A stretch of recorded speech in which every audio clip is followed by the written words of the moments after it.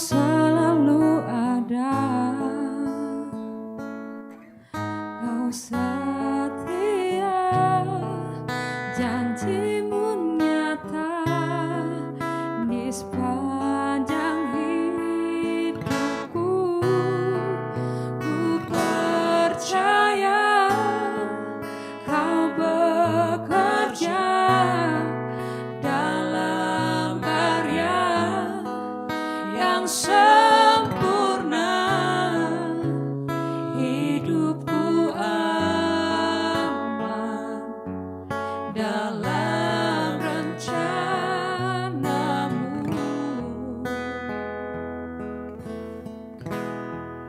Ku percaya Kau setia dalam jalan yang tak mudah.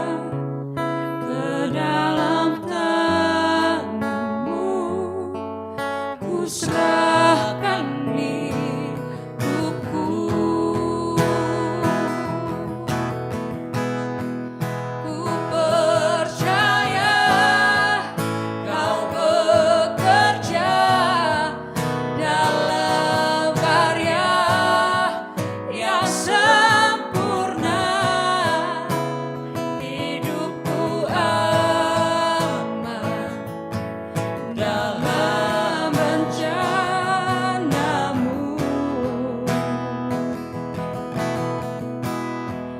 Ku percaya Kau setia dalam jalan yang tak mudah.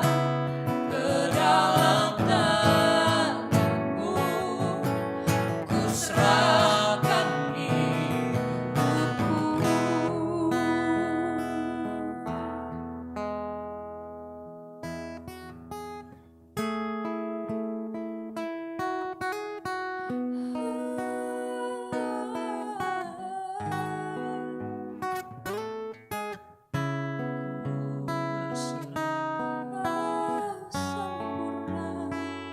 Kau sempurna.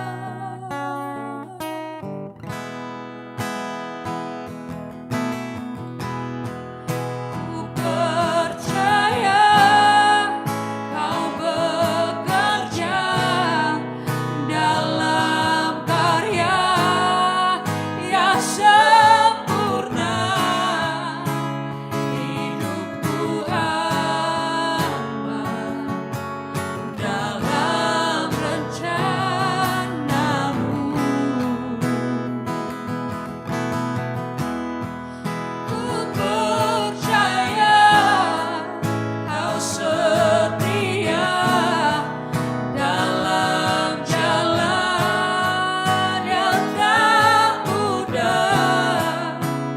Ke dalam tangan-Mu ku serahkan hidupku.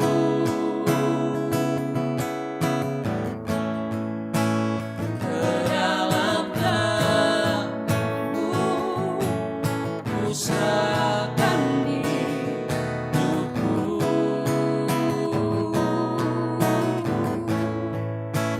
Ke dalam tangan-Mu ku serahkan hidupku.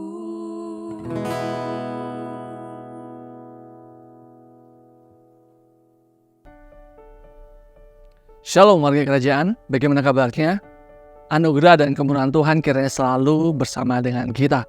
Hari ini kita akan belajar bersama kebenaran firman Tuhan yang diambil dari Ulangan pasal yang ke-10 ayat yang ke-12.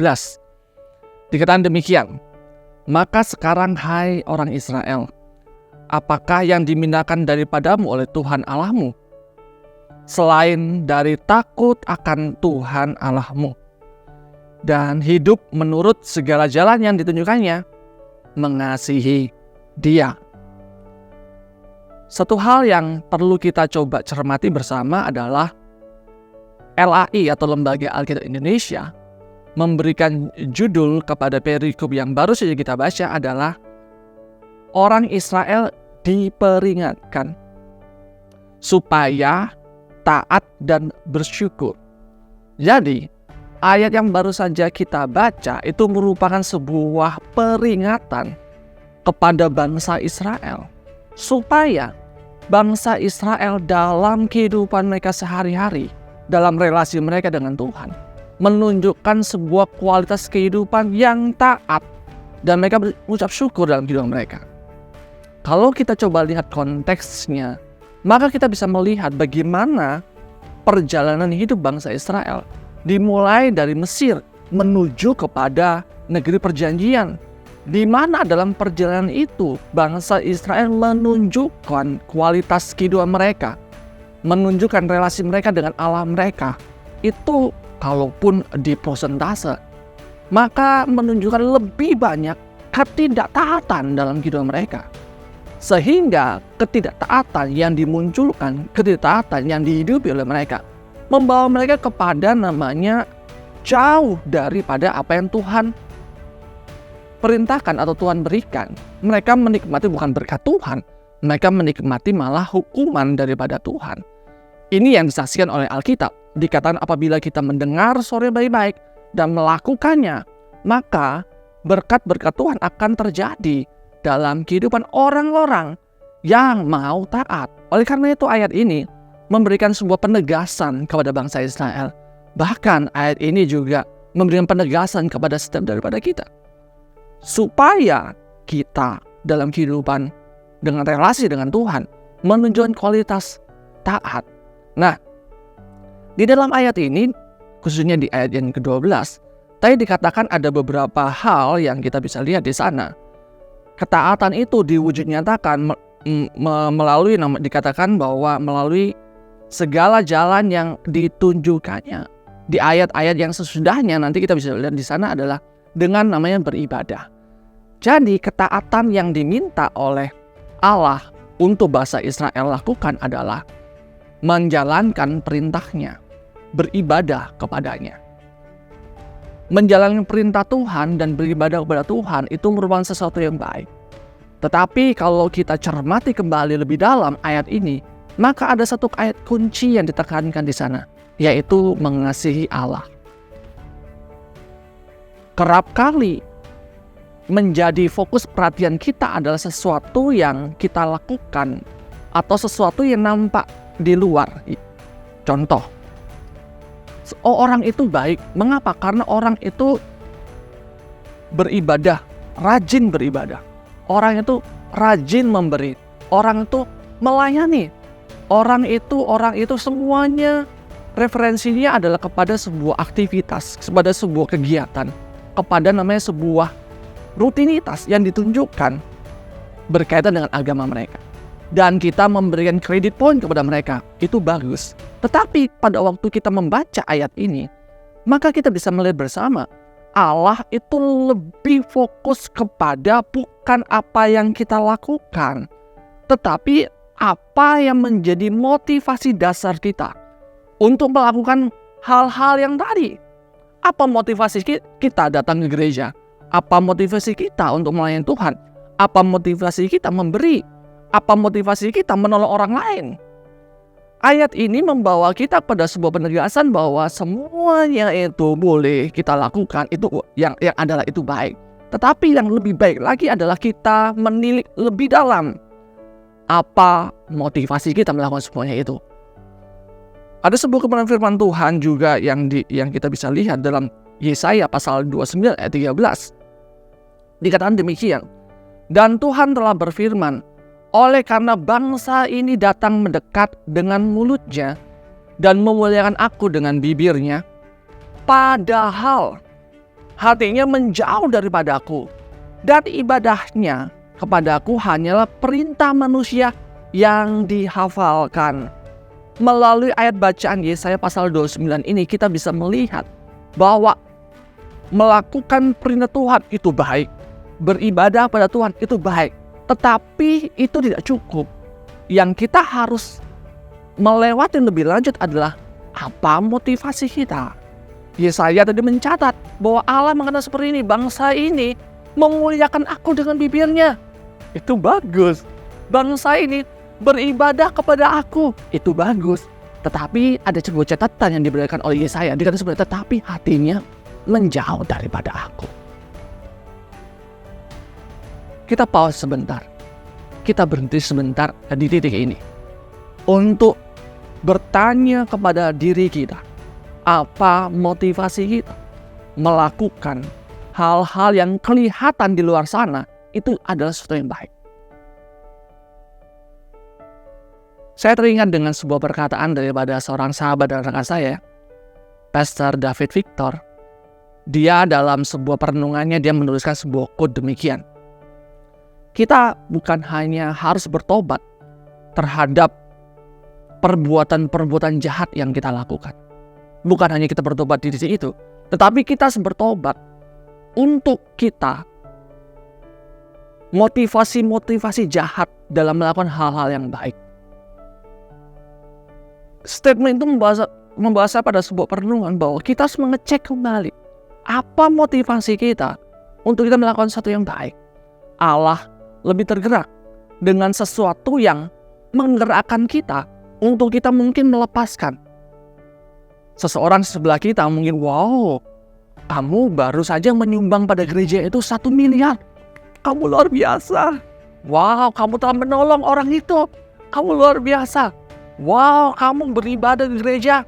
Semua ibadah dari hari Minggu ke Minggu kamu sudah ikuti, kamu luar biasa. Orang lain akan mengingat kredit poin luar biasa. Tetapi Allah akan melihat lebih jauh apa yang menggerakkan kita.